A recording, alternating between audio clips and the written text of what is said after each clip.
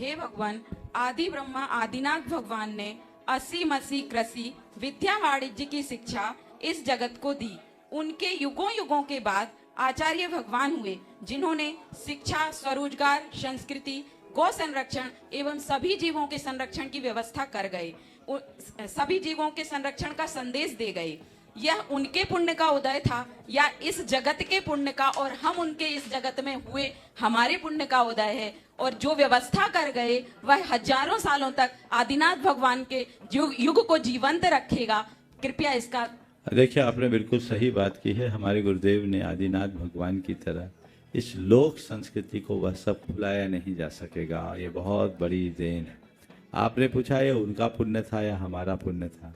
मैं तो ये मानूंगा कि वो तो पुण्य के धनी थे ही, लेकिन ये हम सब का पुण्य था कि हम उनके युग में जन्मे और हम सबको आने वाली पीढ़ियों तक पुण्य अर्जित करने का अवसर प्राप्त। मित्र राह देखत खड़े, एक छाया एक धूप, व्रत पालन से देव पद, आवृत दुर्गति कूप। आचार्य पूज्यपाद भगवान ने इष्टोपदेश में व्रतों को देव बने का कारण बताया है भगवान।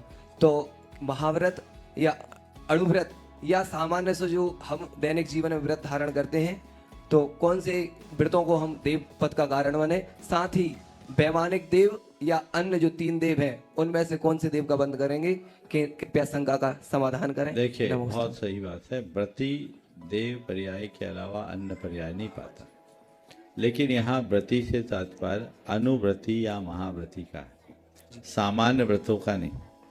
हाँ, अगर कोई सामान्य व्रत का पालन कर रहा तो उसे हम उपचार से उस दिन का अनुव्रती कह सकते हैं, और उस दिन यदि वो आयु बांधे तो हम कदाचित ऐसा मान सकते हैं कि वो देवायु के योग्य है। पर इसमें वैमानिक होना जरूरी नहीं है।